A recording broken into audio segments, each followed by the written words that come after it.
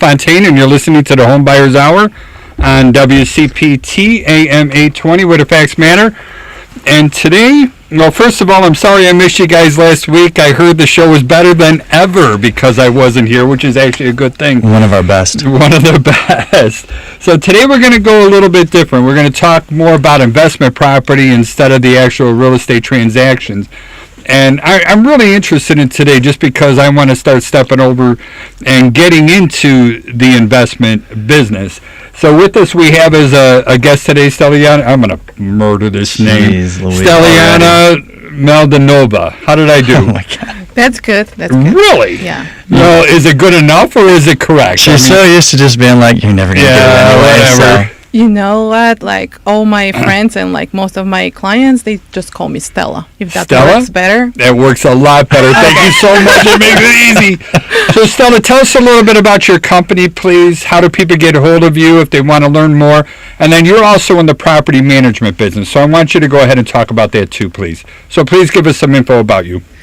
Yeah, my name is Steliana. I'm working as a real estate agent in Arete Homes team with Keller Williams One Chicago. My phone number, direct line is 312-721-0764. You can find me also at my email address, which is my first name, steliana@kw.com, and also at social media. Facebook is my long name, Steliana Mladenova, and my Instagram, it's stella.realestate. I'm working in real estate for the past 8 years, mostly like a property manager, and from this year, I started as a real estate agent as well. Nice. Congratulations. Thank you. So, and Patrick, please, you know what to do?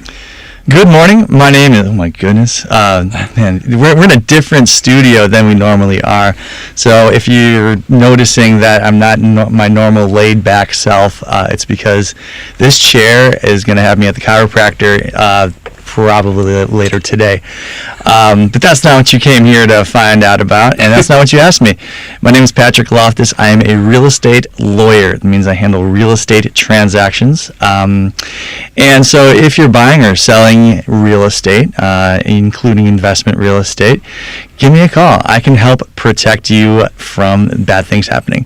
If you want to reach me, I'm not a fan of being called or texted by random numbers, even if you have the best of intentions. I'd rather you reach out on social media. My Instagram is at Loftus_law, LOF like Frank, T like Tom, US like Sam, _law on IG, on TikTok at Loftus Law. Sounds good.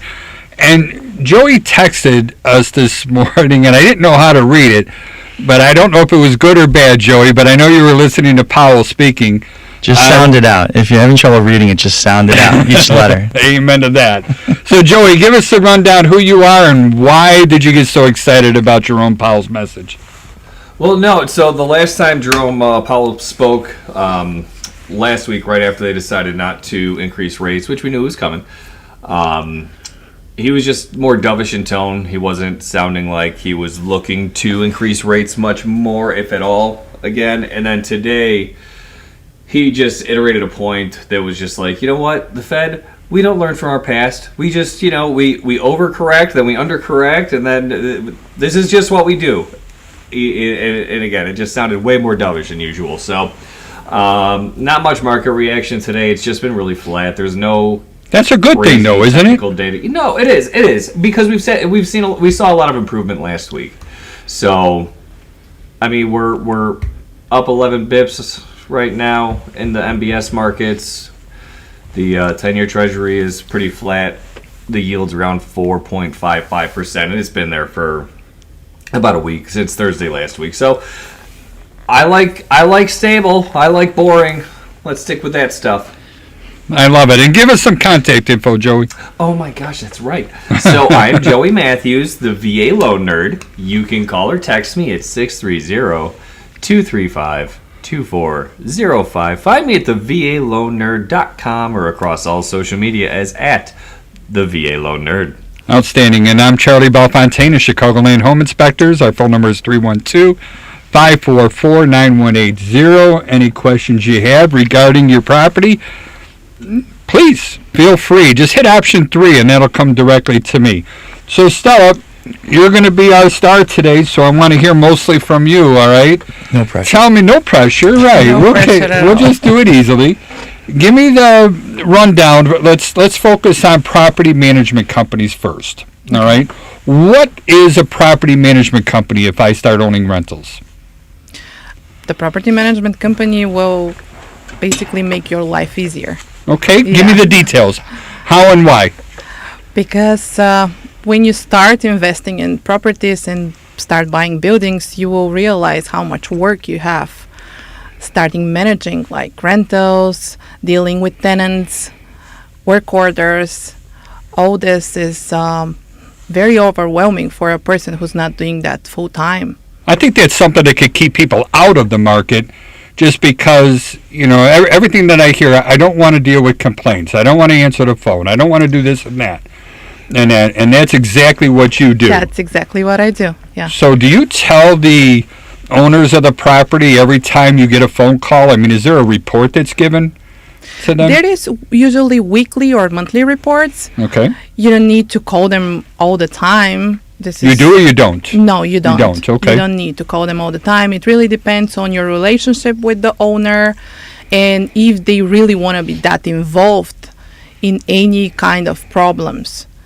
But of course, you need an approval if there is something that needs to be done, repair to be made, something to be purchased, that really requires an approval. I would guess that the longer someone is involved, the less interested they are in being involved on a daily basis. They would prefer a monthly report of things that are happening, outside of emergencies. Exactly. No, Yeah. I would too. It's and what is the cost? I mean, obviously it's not free. Definitely, it's not free, but it has its own value. Yeah. For sure, like not spending that time yourself, and time is very valuable these days.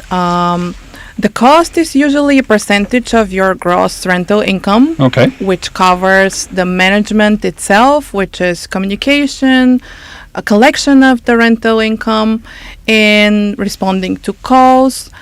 Usually that is between 8 and 12%. It depends on the case, size of the building, how many tenants, what kind of property, location, all this stuff. And any like work orders or repairs, there's something that needs to be additionally paid, invoiced from the management company to the owner of the building. Now you were talking earlier about the type of buildings that were, because you also work with a company. You don't own anything personally, right? Buildings? No, not yet. But you do work with a company that does own quite a few properties, all with, whether it's full-time long-term rentals or even short-term Airbnbs, right? Yes, correct. Okay, and the proper term is short-term rentals, right, Patrick? Sure, why not? I don't know. Stella, is that the proper term, short-term rentals? Because I know there's Airbnb, there's vacation rental by owner. I guess I'm doing commercials here. It's like Kleenex versus tissue paper. Gotcha. There's sort of the colloquial use of Airbnb to refer to all short-term rentals. But short-term rentals, it could be vacation rentals or it could be corporate or any sort of. There's more to it than just simply going on Airbnb and picking out a place to stay for your bachelor party. We have we have a question from somebody watching online, and they want to know about how many calls do you get per month on average. Oh, wow. I stopped counting them, But I guess before we answer that one, how many properties do you manage? Currently, about 40. 40 properties. 40, not 40 properties, Or 40 40 units. doors. 40 Okay. doors, yeah. And then that's something I learned from other investment friends of mine. I guess that's the jargon that we use, right? I like units. That's easier, whether it's an apartment or a house. But I think that the jargon they use is doors. Is that correct? Yes, that's right. what. Do you want to it's sound cool or not? I do want to sound cool. Of course I do. I know I don't, but it is what it is. And then, I want to go off, and I'd like to ask that Stella, you and Joey, kind of lead off on this one. And Joey, if you don't mind, give me a short class or even a long class. I don't care. Talk to me about, rental properties, and I think the magic number is 4. So that's one mortgage, and then over 4 is another. And if I'm wrong, please tell me.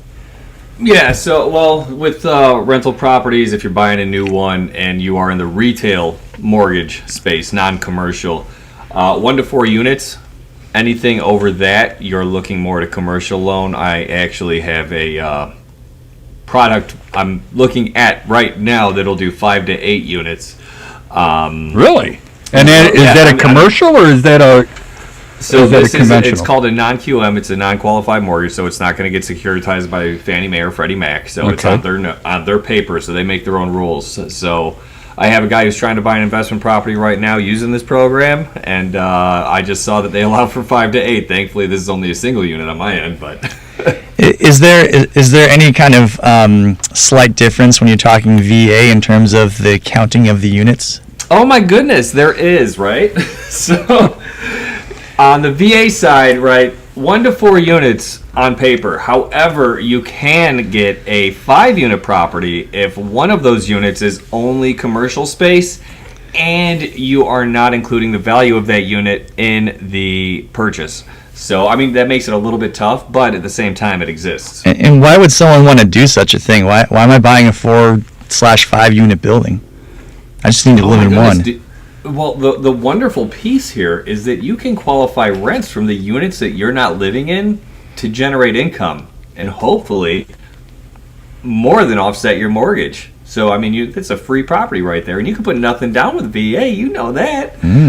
So no, but we do want to hear that over and over again, Joey. That's why, and I love asking all that stuff. So I love it. And just because we said it one time, on the show, it doesn't mean we can't keep talking about it. I mean, I really want these messages to be disseminated as far and wide as possible because, number one, it's good for our business, but number two, it's good for people.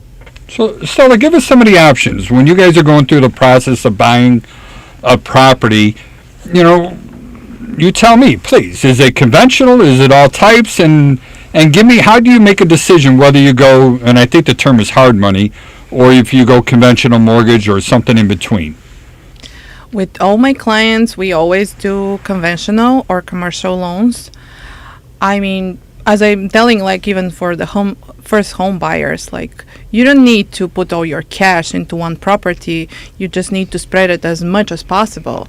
If you have some savings, just think about what do you want, where do you want to be located, and decide to see if you want one building or maybe you can do 2 buildings with different type of loans, even like if you decide to live in one of the buildings, which is perfect for like first investment. Usually it really depends from the buyer that I'm working with. Some people like some type of buildings. I personally like 6 flats. Tell me why. Because you have 6 units to rent, like you have 6 rental incomes, and if, let's say, someone stop paying or it's empty, vacant unit, you still have 5 other rentals that you can basically use for your mortgage and cash flow. It's always good to have more units to rent. Yeah, there's economies of scale there. My understanding is that it's not that much more work to manage, say, a 3-unit building versus a 6-unit building, and as Stella is describing, she's nodding her head too. Yes, yeah, that's good. Yeah, and I appreciate that. I totally agree. Yeah. Yeah. So you've got more of a fudge factor. The best thing you can do to avoid that situation is to be extremely picky about who you choose to be, basically a shepherd of your investment. Meaning your tenant. So, but that's actually really interesting. I'm going to talk about that more. But Joey, before we get into that one, I want to hear a little bit more from you. And Patrick, I apologize for cutting you off. Oh, don't worry, I'll get it back. I know. Joey, what's the difference when it comes to financing? A commercial. We know VA is no money down, but what's the difference between going commercial and conventional? What does that mean to me? Well, I have fantastic news because I'm not in that space. I literally know nothing about the commercial space. Yeah, you. But I feel like we have a pro here. He's talking about you, Stella. That's what. All right, Stella, share with me then. Stella, what's the difference on financing a commercial versus conventional? For sure, you need to have a 25% down for a commercial. No ifs, ands, buts about it. Yeah. Okay. What else? For a conventional, you have different products, as Joey can say. But if you're ready for an investment and you have the cash, I think you should just go for it, because it's gonna be a long-term investment that's gonna return, and if you manage it well, it's gonna be a even better sale value in some years. Yeah. I feel like people talk about Chicago as a good place to be as far as that is concerned. We do have a lot of multi-unit, multi-family buildings here in the city that are, quite affordable by any standard that you want to measure it, as opposed to if you're going to go out to one of the coasts or elsewhere. Either you won't have such housing stock, or it'll be, that 25% will be something that stops you in your tracks. And I can honestly say that I get people from New York, I get people from California that hire our inspection services when they're investing here in the Chicagoland area. They feel that it's a much better return on investment coming here as opposed to trying to work where the properties are more expensive. Yeah, and hiring someone like Stella, especially if you're not local, you're not going to know all of the ins and outs of what it takes to manage a building. And I don't mean just like, making sure that the tenants pay and that all of the, utilities are covered and all that stuff. I mean, there's a lot of regulatory things that affect how you're going to manage a property. And what do you mean by that? Regulatory, such as what? Well, specifically the residential landlord-tenant ordinance when you're talking about Chicago, or if you're just talking about Cook County. Well, that just intimidated the daylights out of me. That's why she's so important. Go on, more details, please. There are just so many rules. You just need to make sure that your landlord is aware of all that, and also the tenant as well. Because whenever they sign the lease, everything is listed there. You have, I think there are 30 pages right now that you need to initial. Do you use the car lease, the Chicago Yes, lease? yeah. I think that's what I recommend to people. Yeah, me too. Like, you can be specific, like, for your own company to work with a lawyer and have your own lease agreement, but that's the sample that you need to use for sure, because it changes every year. You have something added, you have something removed, you need to be aware. And that's something that is very important, dealing with tenants, because they know their rights and they always will fight for it. That's why we have so many rental buildings, because people are still feeling more comfortable to rent instead of like owning. Which I honestly don't understand. I mean, the rental fees are so high. You're almost paying $1,000, per bedroom, that you have in these rental properties. I'm seeing them, a 4-bedroom unit being $4,000 a month. I'm like, hey, that's pretty decent income. And I also want to throw out here real quick, Larry Shackman, he hosts a radio show called The Real Estate Therapist, right here on the same station, which is cool. And he's listening to us now, and he typed in on Facebook, and I almost want to throw the malarkey flag at Larry on this one. It's called Real Estate Radio. But Real Estate Radio. Thank you for correcting me. He's the real estate therapist. I think I do need a malarkey flag. But he's telling me a 2-flat in California costs $16 million. Wow. We got a whole bunch of eyebrows lifting up here. Well, I mean, I'm sure there are properties that fit that description. And not to drag this off on a further tangent, but one of the things about California is the notion of this California dream. We talk about the American dream being a homeowner. Part of the California dream is the idea that you're going to be an owner of a single-family detached building that you can call your home, and it's in this beautiful place with the best weather. And I'm sorry I would interrupt you. I was right with the malarkey flag. He just typed on there was a joke. Oh, all right. Thank you so much. It's probably 1.6 million easy. I mean, and that's the thing. I have a client who lives in California, and I asked him, because he sold I think it was a 3-unit building, bought a 4-unit building to replace it, and I asked him, why come all the way here to invest? And he's like, I can't get in California what I can get here for the same money, and it makes less sense to invest money in California than it does here. And really what was informing that question was the fact that, we famously or infamously have very high real estate taxes. And even with that being the case, We being the Chicagoland market. Right. It still offsets the cost that you would have to invest in that property in California. Plus, California's got some weird rules with property taxes. You're basically, I'm going to butcher this, but the gist is that when you buy property in California, your property taxes are basically frozen at that amount.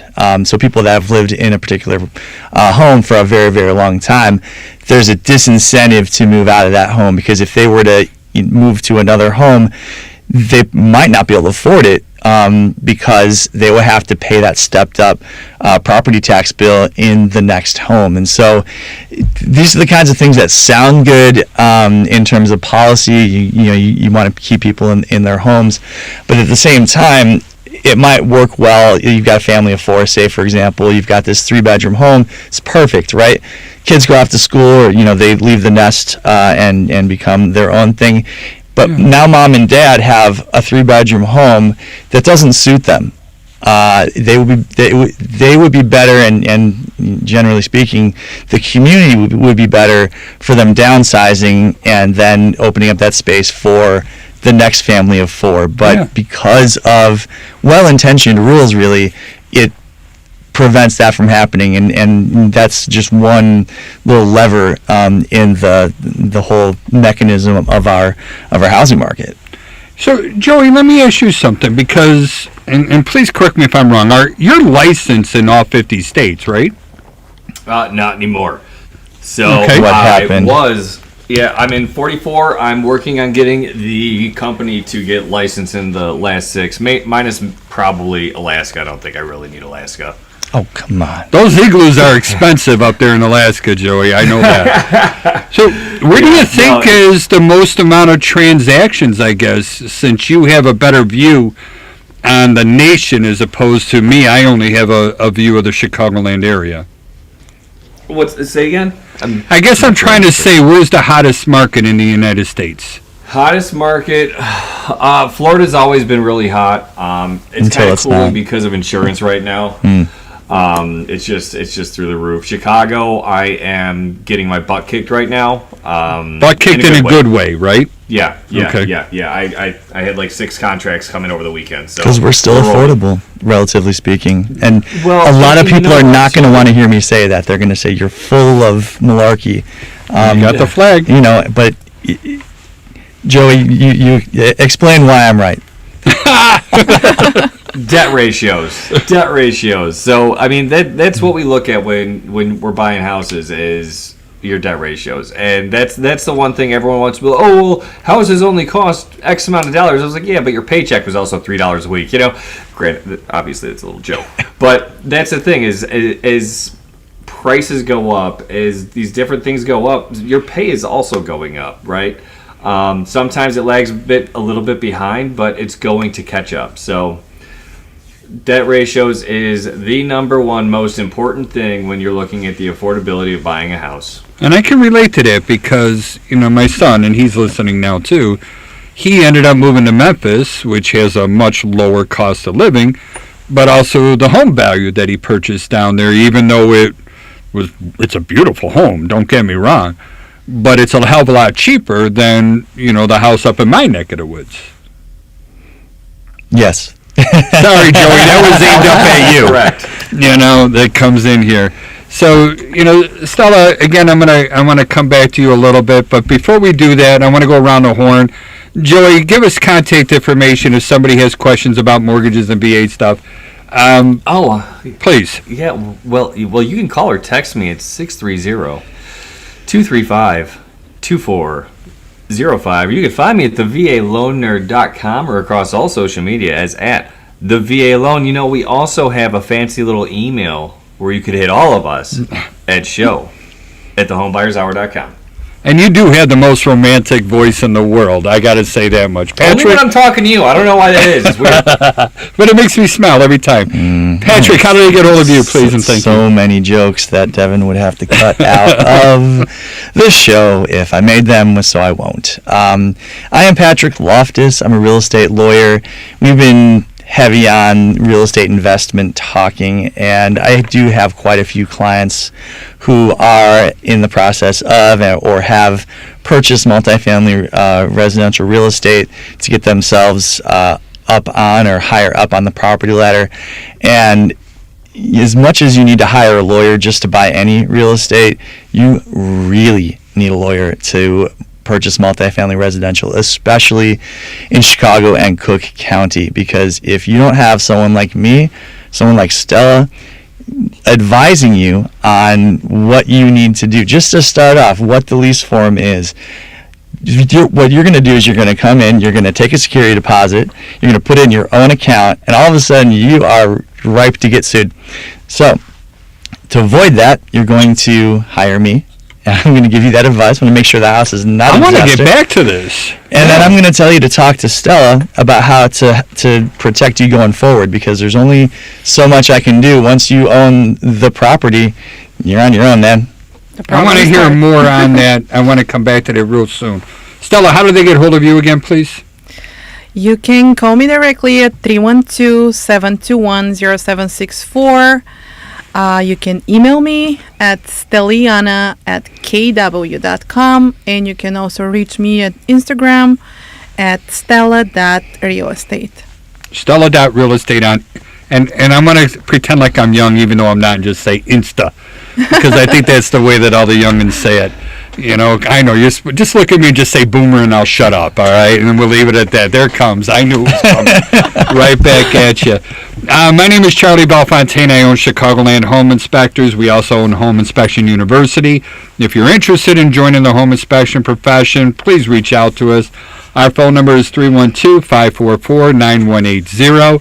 There's actually some pretty cool stuff coming down from the Biden administration, and I believe it's part of the Infrastructure Act, but the federal government's going to start training energy auditors, and they want to get home inspectors to get into energy auditing as well. So we're going to be doing blower doors. So these are grants that are, it's basically $3,000 worth of education that they're going to be providing anyone, and it's coming up in the very near future. So if you want more information about that, please give me a call, and then we could chat. Same thing if you're buying a house and you want a strong reputation, and yes, I am biased, but I do believe Chicagoland Home Inspectors is the best home inspection company out there. Our website is www.thehomeinspectors.com, and our phone number again is 312-544-9180. Stella, I want a horror story. All right, I want problems that you ran into and solutions that you came up with. All right. All right. This is going to take about a half hour, so I'll just. You're going to take a break? No, let's Give go me an story time. I example love of it. one. You know, like the first story that came to my mind is last Christmas. I'm waking up All right. to many phone calls, and a pipe burst. Oh boy. That's a basement unit, a legal basement unit that is rented. But the tenant went on vacation to back home and forgot to leave the furnace on 67 degrees. And It wasn't Santa that came it and burst wasn't the pipe? Santa, no. It was something else. It was the cold, the snow, the And it ice. froze. It froze, it burst, and that basement unit was flooded. And it was Christmas. But we Plumbers, figured do it they out. charge more on Christmas?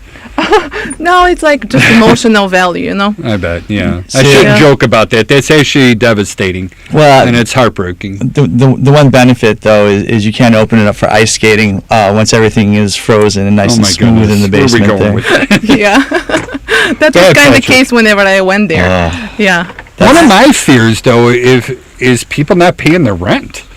That's like a big fear of mine if I get into the real estate business or the investment business. I have two fears, like a future investment owner and like a property manager and real estate agent.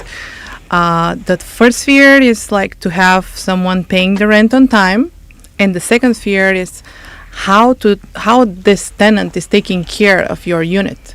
That's a big deal too. Yeah, that's a very big deal, because even if you have someone who is paying your rent every first of the month, if they don't take care of this unit, you are having yourself repairing, you're making a total gut out whenever this tenant moves out, and you don't want that because you're going to spend so much money.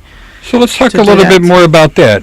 I mean, is it for somebody that's a rental property owner, is it more beneficial to them to put in, like ready to assemble cabinets, easier drywall, cheaper fixtures, the things that could be damaged, or is it better to go higher end products hoping they're going to last longer? You know what I like most? I like inspections. Like, as a landlord, you can set up like a twice a year inspection. Like, let's say you need to check some stuff regularly, Yeah. on a regular basis, like the furnace, the AC. You need to do that in the spring and close to the winter. And during that time, like changing some filters, checking the furnace units, you can check around the unit to see how they're handling it. Is it clean? Is there like any more issues? Do you hear like let's say the faucet leaking? All this stuff are very important. And once you do it and being proactive, you can save a lot of money with the inspection first. For fixtures and like renovation rental units, I don't think that you need to go cheap, because cheap breaks. You have more maintenance that way. Yeah. You need to purchase again the same thing that you purchased 6 months ago or like a year ago, and it can cause you more problems. There is like a balance for everything. I mean, you can find something with good quality in like a good price, like mid-range. Okay. You don't need to go super luxurious. You don't need to go like the cheapest. There is so many brands that you learn with experience that are good and they're still in good quality. And that's your goal, like to get that balance between like price and quality. I have a relationship with an investor, and I know his son's getting into the business too, which is pretty cool. But he's got like between 50 and 60 doors, and I count on him. So when we do our field training of home inspectors, whenever he has vacant properties, he lets me use those so I could let the future home inspectors practice basically and get experience in doing them, which is awesome. But I've always noticed that he has the same type of vinyl plank flooring in every single unit.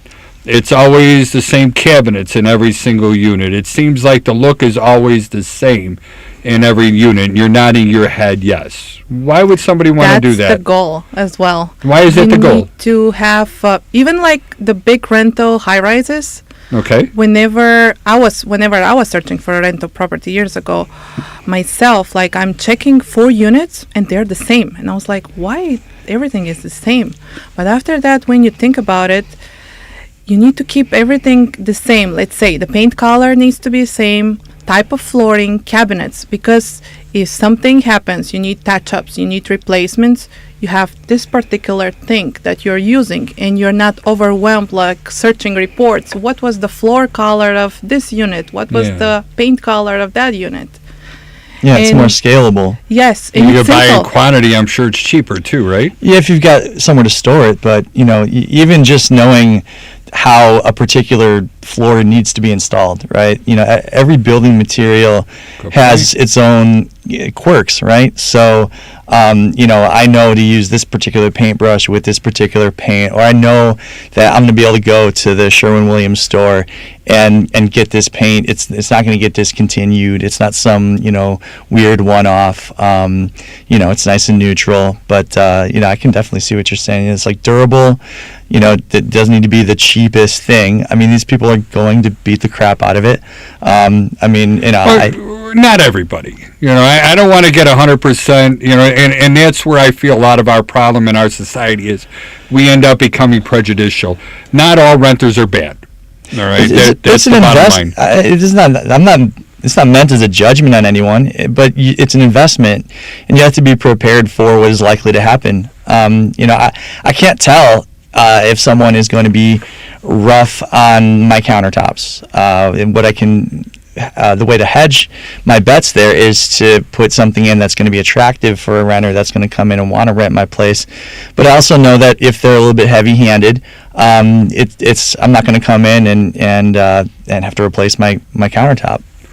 And you need to keep it simple, like simple I colors. love it. Yeah. Simple colors, same suppliers, everything to be simple, because you're gonna be lost searching for reports and colors and materials.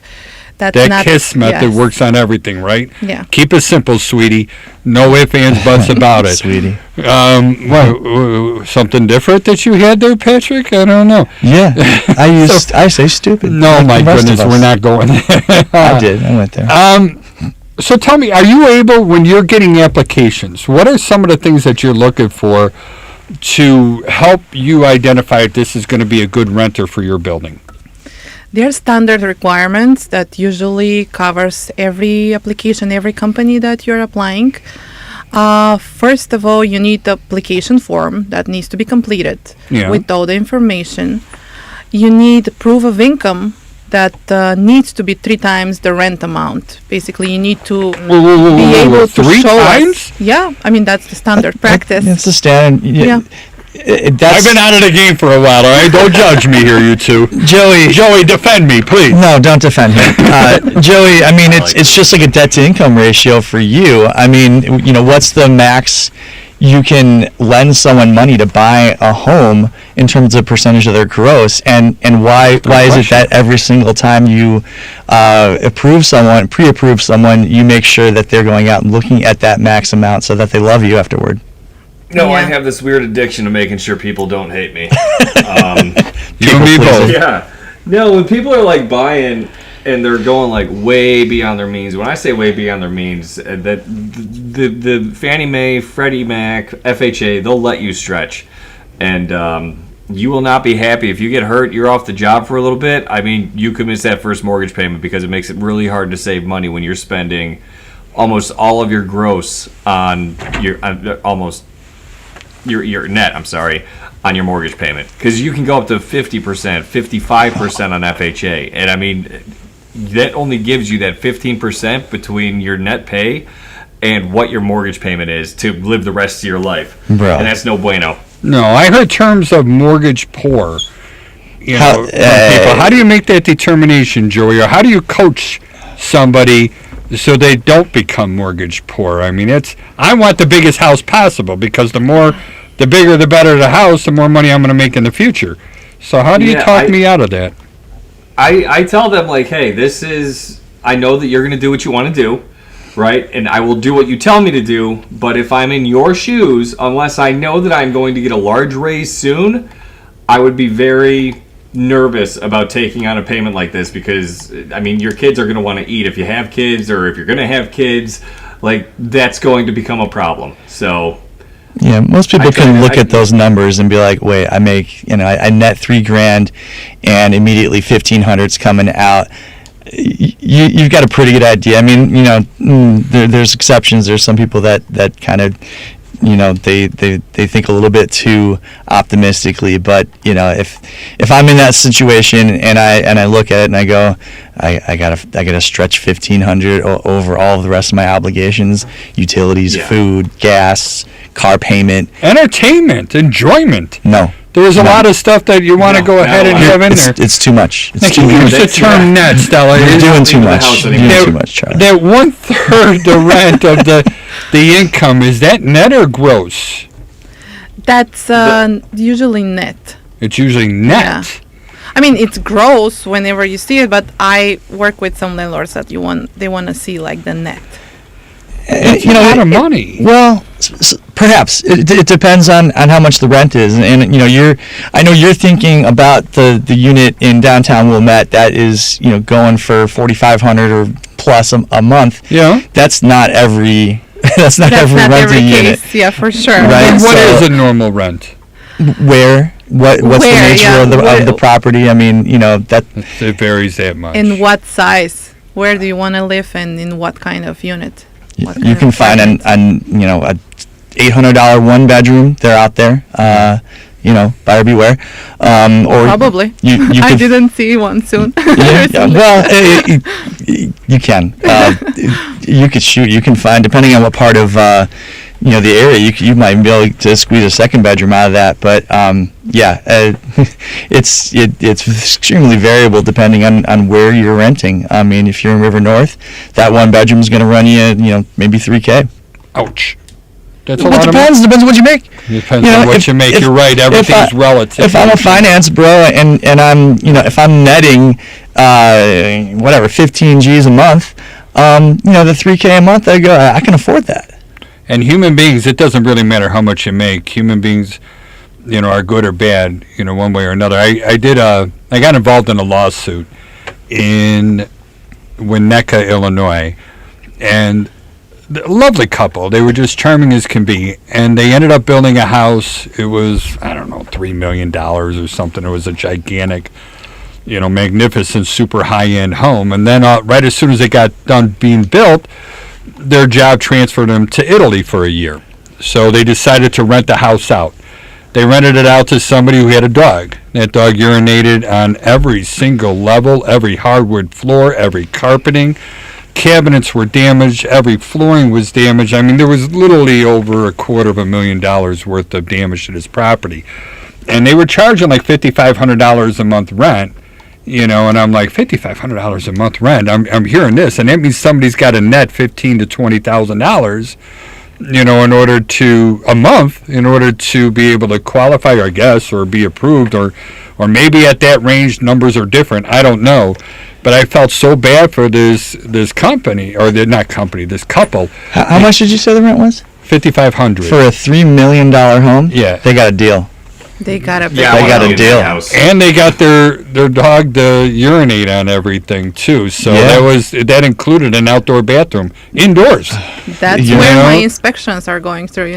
Like if they saw that probably in like a furnace checkup. Yeah. Point. But even twice a year, is that enough to get in there? Or I guess you can only do so much, right? I mean, you can do that. This is like being proactive, just to make sure that everything goes smooth.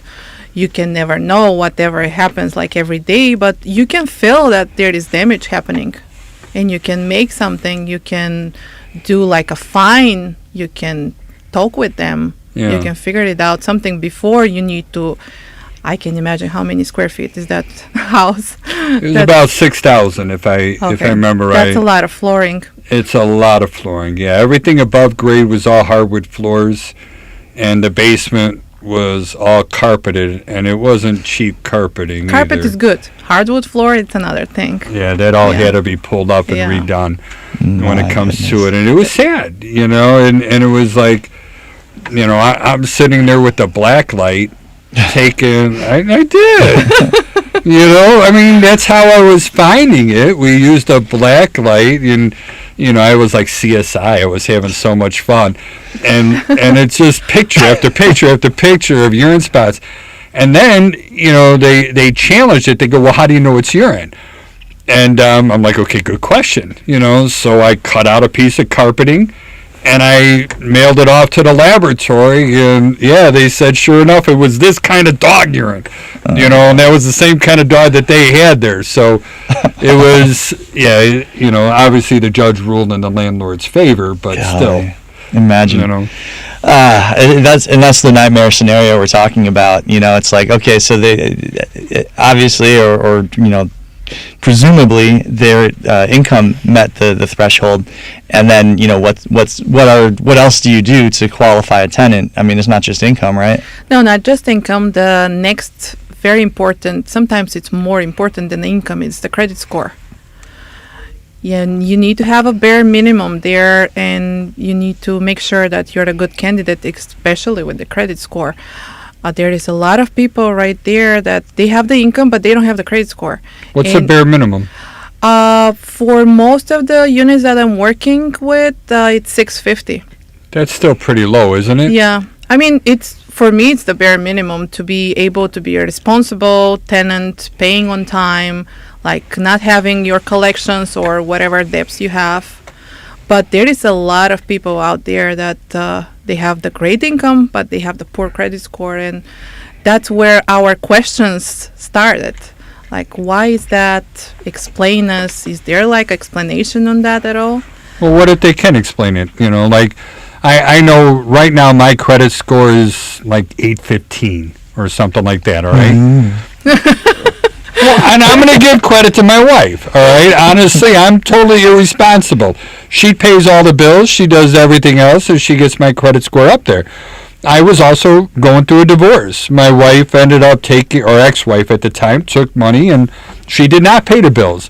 And there was a time frame when, my credit score was in the sixes, and then I didn't even know it when that was happening. So if something like that was happening, does that, going through a divorce, is that something that you would take into consideration, or you look for somebody better? It really depends on the case. It really depends because we are working with type of software and like credit report checks that they're telling you everything. Like even if you tell me that you're going through divorce and that's why your credit score is low, and I see that you're in 500 collections or you missed your car payment or something like that.